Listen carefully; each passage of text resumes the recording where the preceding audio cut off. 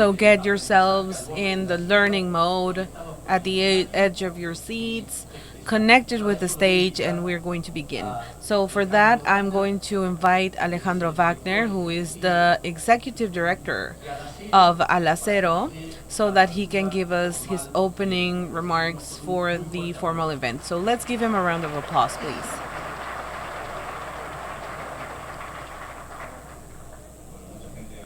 Well, lots of people are my friends, and I'm very enthusiastic to see you again face to face. So, good morning. Welcome, everyone, to Alacero Summit 2022. Once again, to those of you who are here in the venue, but also who are online from different places in Latin America. So, I would like to start by thanking our Canacero friends, David, Salvador, for all of the support that you've given to the city of Monterrey, for all of your support as well during the weeks, all of our 16 sponsors, our 26 speakers who are going to give us their views, and also the Lacero and Cefe team who have worked greatly to do this. And Alacero Summit is a great space to see each other, to encounter each other, especially in the iron community. And so we need to, the steel community, and we need the challenges for the sector, but not in an endogamic way, but to say something in the different topics that pertain to us. So, from the governments, journalistics, and vendors and clients. So, it is an honor for me to be here once again. Last year, I was a few months into my charge, assuming this big position, and I want to tell you really briefly my experience in these very short but intense months in Alacero. I started my first steps about 15 years ago. Then I started a public sector experience.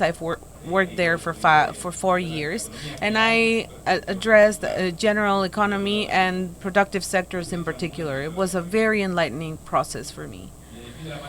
And at the end of the pandemic, when we started traveling again, I started to see every corner of the steel industry in Latin America. We saw plants, vendors, clients in many cities. And we also had the privilege and the responsibility as well to carry the voice and the interests of our sector at an international level, participating in different debate and learning environments, the OCDE, the American Business Dialogue, and the Bosteel and other events. So, in retrospective, I would like to highlight the level of development, commitment, and professionalism in each company, from the smallest to the biggest in Latin America. We are a sector that really does bring into the development. We have about 1.5 million direct employments, and this is also shown by investing, innovating in technology and products and more efficient processes. The security for people and the environment as well. These are guidelines, and also operating in Latin America is always challenging, but also the steel industry is at at the heights of the challenges we are possessing. So we have also the possibility to be key holders in this stakeholders in this industry, and we will see that throughout the Congress.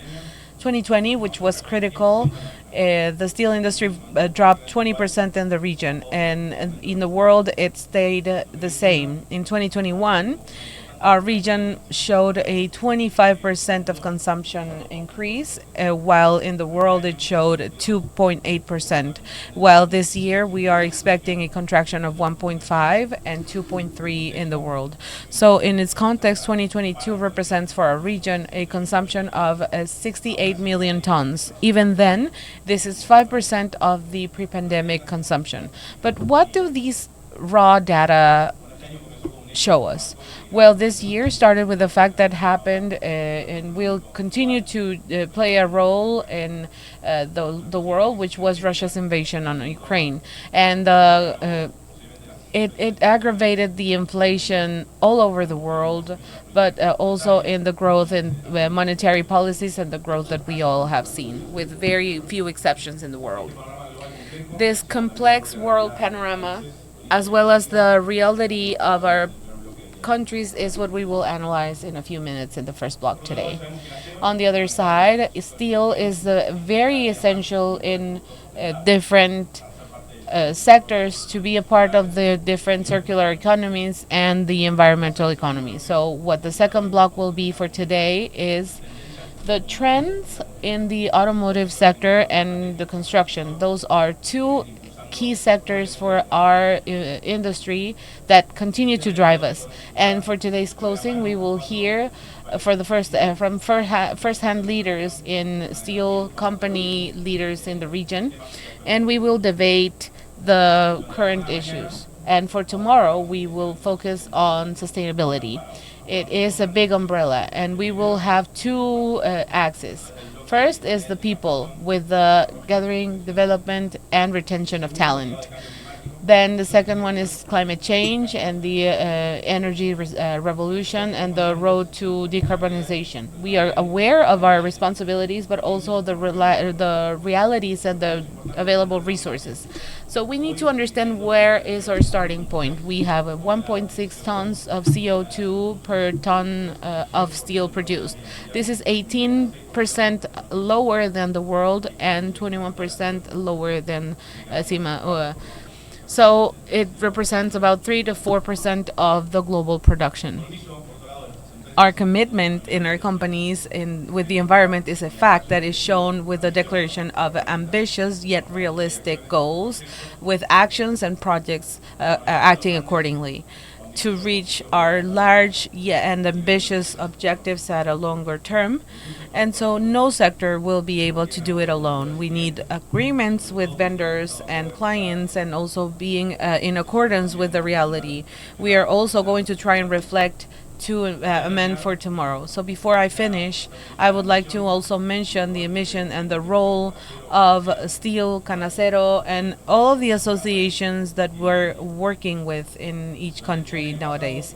Last year and the beginning of this year, we started a study of positioning, and we started a series of interviews that were key with different people and companies in our ecosystems, and we had two core questions. What are other associations and institutions like ours doing in different institutions, and what do they need in our times? So in a few words, Alacero is a debate platform for common problematics as well as the design and execution of possible solutions, and a referent spokespoint for this industry. And so a few times earlier, we wanted to be efficient, and today our societies ask us to have a higher purpose based on ethics, the taking care of the environment, and a longer term of these management of these situations. So in this framework, let me tell you some of the initiatives we are following.